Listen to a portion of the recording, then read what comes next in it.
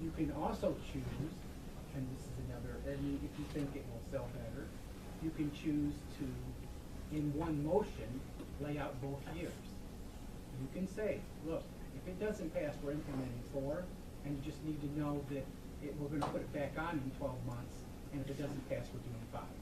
So everybody knows up front, you gotta get a year to get used to it, and we're gonna study the heck out of it, but we're out of money at that point. So if you vote yes now, we're good, you know, and we'll go from there and see what happens. So, but I would kind of advise not to be picking something. If you get 250, if you get the $1.25 million, you have time to look at everything and do it the way you want to. It's only if you don't get the money, you have to make a decision on what needs to be eliminated. And I know, Servo, you are correct that long term that may in fact be what happens, but at this point, I mean, I just don't know whether, you know, what other options there will be, or other things coming down the line. And certainly, if it doesn't pass, you are 100%. That's where you're going to be for April of 2018. You're going to be doing grade centers for 18-19 if the operating does not pass the next 2 times, because you won't be out of options. So, another add to administration, like would it be easier or as a stream to not have to clear up grade centers within the next couple months versus having maybe a year and 18 months to be able to figure this out? And I mean, I know, right? I mean, to me, it's like a no-brainer though, you know, it's, yeah, you don't have to. No, and I know you guys would make it work no matter what, but the point, I feel like Jennifer said, I think we're setting ourselves up, we're gonna shoot ourselves in the foot, or, I mean, why start something, this was something you ran against, that you were so against? But if it passes, then we have time. That means option 5 could be taken off the table. Okay, You know, but then why put something on the table that is gonna cause so much distress in so many people? Because it's the most fiscally responsible thing to do. But that doesn't mean it's the best thing to do. You're right, but that's where, you know, our hands are tied. Our hands are tied. You're having options. I think this is just my professional opinion. I think that it would be unfair, first of all, considering the budget, not to let the taxpayers know that if they fail to pass the referendum, that you are going to go to grade 7. Okay? Because I'm talking about the highest level, which means, and you can still say, next year, not next year, but the year after. So we can say, look, here's what we're going to do. We're putting this on the question. And for those of you that feel like 4 is a better transition, you can say, we're going to implement 4 for 17-18. For 18-19, we're going to implement grade centers. We're just going to do that, tell you right now, up front. If it doesn't pass, that's what we're doing. Because that's the only option. You can make it next year with most of the programs intact. You know, and I think they want to, I mean, one of the messages we did here is they expect some efficiencies from that group. Some of those people are looking. That's why we cut this down. So, I mean, if it doesn't pass, I think you almost have to go through at least some, but I think it'd be unfair not to tell them, because, you know, if they don't vote now, then next year if they don't pass, they should just know. Have a year of getting used to the idea, this is what's going to happen. This is the consequences of not voting for it. There's still a traditional election. Yeah. So, I mean, if it doesn't pass, you go ahead and implement your 750. That's what we told the state Board of Ed we were going to do. And the following year, we're going to do the grade centers, plus you're going to do another 300 or 400 beyond that, probably. So. I mean, if we would have been presenting this whole time saying, hey, grade centers can happen, I would have no problem with it. But we seriously are pulling this out of left field all the time. And I don't feel like doing that. And if there's not that many people here now. How would you feel if it was, if it fails, then next year would be such I like what he's saying, like, as far as saying, like, this is what it is, and we're letting people know up front. And I mean, that's all we could do is try and let people know ahead of time.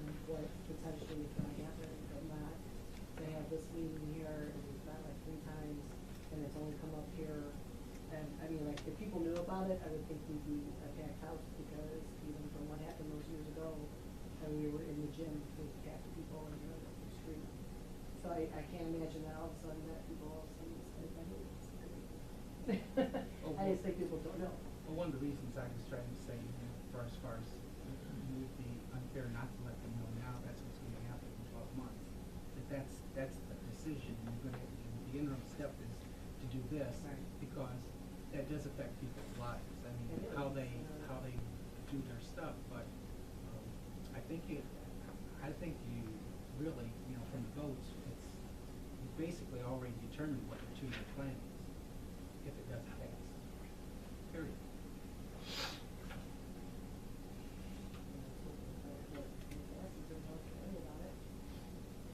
And then you guys could always, well, no, you still have to worry about it, but trade centers could be something that you're And, looking at. if I- But even if it doesn't pass, like, I don't wanna, you know, I don't know if people understand, even if it passes, we're gonna be back here talking Oh, very yeah. shortly. And so I wanna be very clear, I brought this up with the superintendent task force, because everybody thinks the problem's gonna go away. 24 years of not having an increase is why we're here. And you can say, it was this board, you can say it's the board before that, but it's 24 years of not doing anything except, we're gonna do business the way we do business, and that is just add with no expectation of doing anything other than that. So the way that the superintendent's task force framed it is, you need to prove yourself. Go with the lowest. You have to prove yourself. And then there may be decisions beyond that.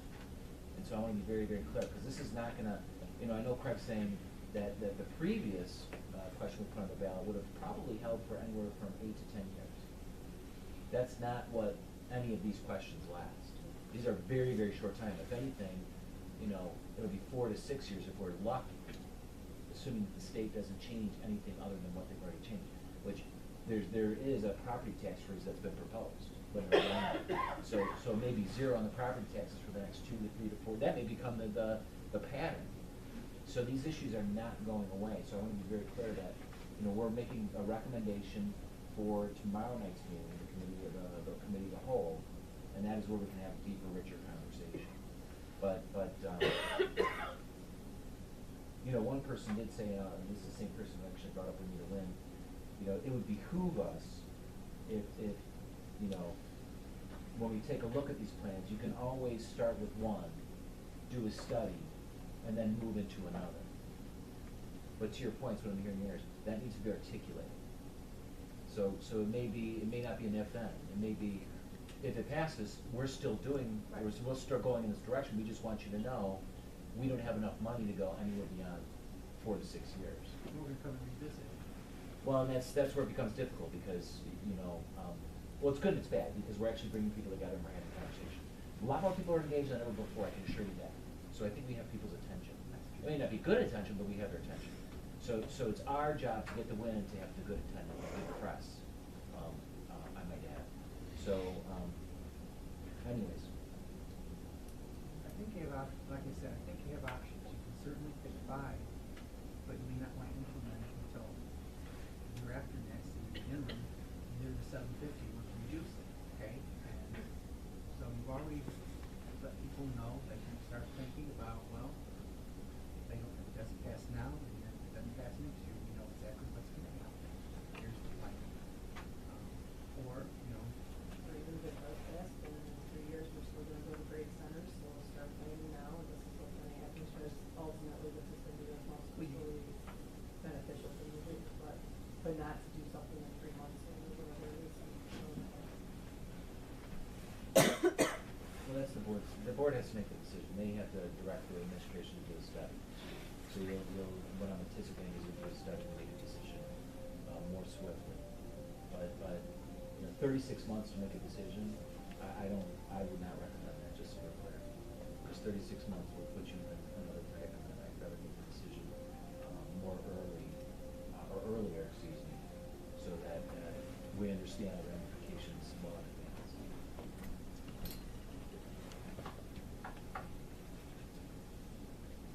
Will Dr. Schilling be at tomorrow's meeting? you'd like me there? Of course I will be there. I plan to be, I think I've been to all of them. Right, and so could you articulate, like, your the conclusion of this meeting and what you're going to recommend to the board based on what this, from the outcome of this meeting? I mean, you just heard what we all said and what we voted on, but, you know, I come from a school, if there's one set of facts, there's usually 100 different opinions. And so now this set of facts that we just agreed on, how are you interpreting this? And so we can just make sure that we understand how you interpret it, so when I hear it again tomorrow, and when we all hear it again tomorrow, that it's the same message. Sorry, I don't mean to put you on the spot. Actually, I did. Well, I mean, if I'm listening, I mean, to the conversation, I guess, what I'm hearing is that the board wants to adhere to its deficit reduction plan to reduce a minimum of $750,000 for the 17-18 school year should the referendum fail, number one. Should, and to be transparent with what's going to happen, because the board has only 2 opportunities in the next 24 months to put questions on the ballot. The board is choosing to let everybody know that if our operating rate is not passed either this spring or next spring, that it will need to move to grade centers in order to save the most amount of money and meet its obligations under the deficit reduction plan by the state of Illinois. If, and in the interim, it will implement those things, reductions under Plan 4. Should the referendum pass, the board will, in either case, have a committee directed to see what efficiencies to include, not limited to, grade centers, to make up the difference in the future. To make whatever referendum is passed last as long as possible. I'm just going off the top of my head, but those are kind of the themes I'm hearing. Does that make sense? They'll do a little bit of things inside the conversation piece, but in the voting, I didn't see that part in the voting part. Like, I'll put that in there too. Okay. Yes. I mean, Oh, no, it's no, clear, it's clear. this is just the facts. Right. Yes, yes. Okay, I'll make sure that's on. But I think those are all questions. I mean, what I just went over is just points of consideration. I guess I would call them talking points. Do you, based on.